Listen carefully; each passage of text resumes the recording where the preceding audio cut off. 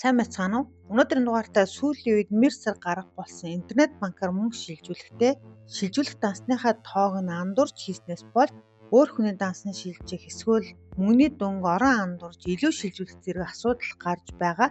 За андуурсан гүйлгээ хууль бус гэдгийн мэдсээр байж захиран зарцуулсан бол эрүүгийн хууль зааснаар төлбөр тооцооны алдаатай гүйлгээ завшсан гэж үзэн торгох ял нийт тустай ажил хийлгэх эсвэл 1 сараас 6 сар хүртэлх хугацаагаар зорчих эрхийг хязгаарлах ялын санкцтай ийм гэмт хэрэг байгаамаа. За өнөөдрийн дугаартаа хоёр хэргийн талаар маш товчхон ярихаар бэлтлээ.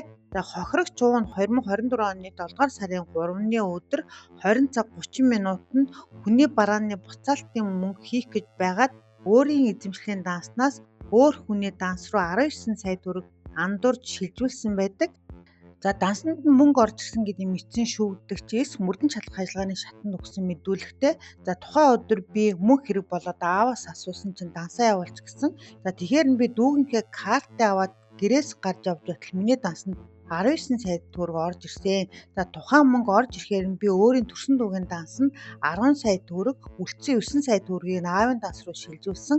Тэгээд дүүгийн данс руу шилжүүлсэн 10 сая төгрөгийг итэмээс бэлнээр авч 4 найзтай хамт Улаанбаатараас дархан орж буудалд 2 хоноо цаашаа 13 хоног аялаад ирсэн гэжээ. За энэ хүн тухайн мөнгийг өөрийн юм шиг зарж өргөдүүлсэн талаар тайлбарлахдаа би том машины чиргүүл зарах гэж байсан. Өмнө нь нэг хүн надаас асууж зархаар тохирчсон байсан болохоор гинэт 19 сая төгрөг ороод ирэхээр нь чиргүүлийн мөнгө юм байх гэж бодоод авчихсан гэжээ.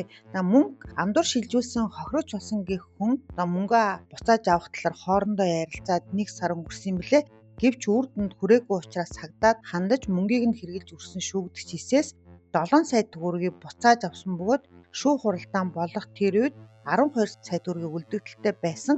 За шүүхээс эсэд эрүүгийн хуулийн тусгай ангийн 17-гийн 5 дугаар зүйлийн 1-р хэсэг зааснаар шүүгдэгчид 2001 буюу 2 сая төгрөгөөр торгох ялаар шийдгэсэн. За хууль торгох ялыг 3 жил хүртэлх хугацаанд хэсэгчлэн төлөхөөр тогтоож болно гэж заасан байдаг бөгөөд харин шүүхээс тухайн мөнгөд 4 сарын хугацаанд төлөвлөхөр болсон. Хэрв заасан хугацаанд төлж барагдуулаагүй бол торгох ялыг хорих ялаар солих ийм хуулийн заалттай гэмт хэрэг байгаа. За хоёр дахь хэрэг маань яг ижилхэн төлбөр тооцооны алдаатай гүйлгээ гэдгийг мэдсээр байж завшсан гэмт хэрэг. За өмнөх ярьсан кейс маань данс андуур шилжүүлэх хийсэн бол дараагийн энэ хэрэг маань орон андуурж данс нь мөн хэдий ч шилжүүлэх хийхдээ 1 сая 30,350 төгрөгийг шилжүүлэх гээд 10 сая 303,500 төгрөг шилжүүлсэн хэрэг юм. За жишээ нь одоо таксинд 35,000 төгрөг шилжүүлэх гээд 350,000 төгрөг шилжүүлсэн гэсэн үг. За амьдрал дээр ийм хэрэг зөндөө гарч байгаа. За ингээд хэргийнхээ талаар яриа. Хохирогч болсон гих хүн мөрдөн байцаал өгсөн мэдүүлэгтээ би One VT таньдаг ихтэйгээ хамт ажиллаулдаг 2024 оны 5 дугаар сарын 24-ний өдөр шилжүүлэх татал хийх үйл явцыг игч хийж байсан. За игч над руу залгаад хаан банкны тэр данс руу 1 сая 303,500 төгрөг хийгээрээ би мөнгөний татаад авчихсан ихээр би тухайн данс руу мөнгө шилжүүлэхдээ 10 сая 303,500 төгрөгийг илүү шилжүүлсэн. За тухайн үед мэдээгүй. За орой ээл цолигдоход мөнгө дутсан. Тэгээд тухайн мөнгө илүү шилжүүлсэн хүн рүү залгаж хэлэхэд маргааш буцаагаад шилжүүлэх гэсэн боловч үгүй шилжүүлнэ гэж хэлснээс хойш 1 сая төгрөг буцааж өгсөн. За би тухайн хүнээс өөрийн андуур шилжүүлсэн илүү мөнгө буцааж авмаар байна гэжээ. За дансанд нь мөнгө орж ирсэн мөнгийг нь захиран зарцуулж завшсан гэмт хэрэг холбогдсон шүүгдэгч мөрдөн байцаалтын шатанд өгсөн мэдүүлэгтээ за би 2024 оны 5 дугаар сард өөрийн эзэмшлийн байраа банк санхүүгийн байгууллагад тавиад 30 сая төгрөгийн зээл авсан. За тухайн тэр мөнгөө тэр хүнээр дамжуул One VT-д өөрийн аккаунтаа цэнгэлүүлсэн. За би VT-д спорт тоглолтууд дээр ховтож бооцоо тавьдаг байсан. Тэгээд мөнгөө алдчихсан. За 5 дугаар сарын 24-ний өдөр 1 сая 303,500 төгрөг татах гээд агентад хэлсэн тэд андуур 10 сая 303,500 төгрөг татаад хаан банкны миний данс руу хийсэн байсан. За тухайн өдөр энэ талаар би мэдээгүй. Тэд над руу залгаад мөнгө андуур шилжүүлсэн байна гэж хэлсэн. Тэгээд би мөнгөнд буцааж өгөх гэсэн боловч 5 сая орчим төгрөгөөр ламбаартан тавьсан гар утаснуудаа авч үлдсэн мөнгийг нь хэрэгэлсэн. За тэр өдрөөс хойш 1 сая төгрөг өгсөн бөгөөд үлдэгдэл 8,273,150 төгрөгийг өгөх гэсэн боловч мөнгөний болцоо гараагүй.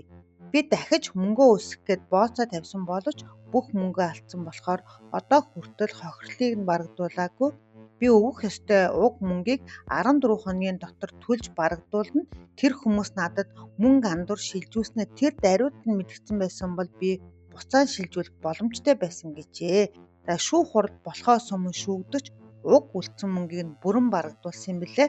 За улсын яллагч 701 буюу 700 мянган төгрөгөөр торгох ял оногдуулах дүгнэлт гаргасан бол шүүгдэгчийн өмгөөлөгч хохирлоо бүрэн төлж барагдуулсан тул 450-нд нэгжтэй тэнцэх хэмжээний буюу 450 мянган төгрөгөөр торгох ял оногдуулж өгнө гэсэн санал гаргасан.